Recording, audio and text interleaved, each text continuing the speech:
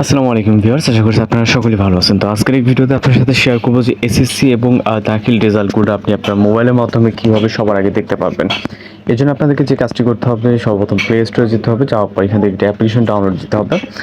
অ্যাপ্লিকেশনটি just search অপশনে click করবেন, এখান থেকে আপনি টাইপ করবেন এসএসসি রেজাল্ট 2026। ওকে, জাস্ট এটা লিখে সার্চ করবেন। যখন লিখবেন সার্চটা দেখবেন চলে আসবে, বিভিন্ন অ্যাপ্লিকেশন চলে আসবে। ভিতর থেকে যে অ্যাপ্লিকেশনটি এখন দেখতে পাচ্ছেন স্ক্রিনে, জাস্ট আপনারা আপনাদের মতো করে এই অ্যাপ্লিকেশনটা ইনস্টল করে নেবেন। খুবই ছোট্ট একটি অ্যাপ্লিকেশন এবং আমরা জাস্ট আমাদের ইতিমধ্যে ইনস্টল করা আছে। আমরা এখানে ওপেন অপশনে ক্লিক করবো। ওকে, তো ওপেন করার পর এখান থেকে আমরা সময়সূচি দেখতে পাচ্ছি যে আর মাত্র 2 দিন বা এত ঘন্টা এত মিনিট বাকি আছে।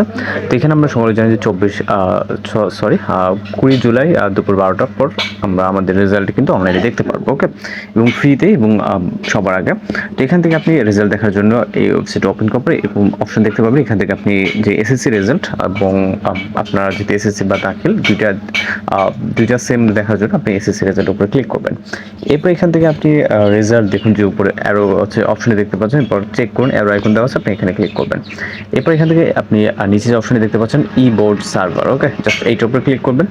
এইটার উপর ক্লিক করার পর এখান থেকে ভেরিফাই হচ্ছে, জাস্ট অপেক্ষা করতে হবে। এরপর আপনি এরকম ইন্টারফেস দেখবেন, এটা জুম ইন জুম আউট করে কাজ করতে পারবেন। ওকে, সেম একইভাবে এই যে এইভাবে। এরপর হচ্ছে আপনাদের জাস্ট আমি দেখিয়ে দিচ্ছি। এখান থেকে এখানে বোর্ডের নাম, আপনি এখানে আপনার যে বোর্ডটি আছে কোন বোর্ড, এবং মাদ্রাসা হলে দাখিল হলে অবশ্যই মাদ্রাসা সিলেক্ট করবেন। যেমনটা হচ্ছে এখানে দেখতে পাচ্ছেন মাদ্রাসা, আপনি দাখিল হলে মাদ্রাসা সিলেক্ট করবেন। এরপর এখান থেকে পরীক্ষার্থীর নাম, এসএসসি দাখিল বা সমমান। ওকে, আপনি যেটা দিচ্ছেন যে এসসি আছে, বিভিন্ন ক্যাটাগরিজ আছে। আমরা যেহেতু এসএসসি বা দাখিল দিচ্ছি, সেক্ষেত্রে এই যে এটাতে আপনি অটোমেটিক্যালি সিলেক্ট থাকতে পারেন, না থাকলে আপনি করে নেবেন। এরপর পরীক্ষার সাল যেটা, আপনি সেটাকে সিলেক্ট করবেন। এরপর এখান থেকে একক বিস্তারিত ফলাফল, সেটা আপনি এইটাতে যেটা অটোমেটিক সিলেক্ট থাকবে এটার উপর ক্লিক করবেন। এরপর হচ্ছে মেন যে দুইটা ব্যাপার, পরীক্ষার্থীর রোল নম্বর এই যে এই বক্সে লিখবেন, এবং হচ্ছে রেজিস্ট্রেশন নাম্বার যেটা আছে। ওকে, এখানে দেখতে পাচ্ছেন ইংরেজিতে লিখতে হবে। এরপরে এখানে একটি ক্যাপচা পূরণ করতে হবে, সেটা হচ্ছে আপনি এই যে এখানে দেখতে পাচ্ছেন 6487, এই ক্যাপচাটি আপনার সময় এক একটা সময় এক একটা ক্যাপচা থাকে, এক একটা রিফ্রেশ। ওকে, এরপর আমরা কম্পিউটার গেলে এখানে ফল দেখুন লেখাটি আছে, এখানে ক্লিক করলে আপনার ফলটি আপনার সামনে চলে আসবে।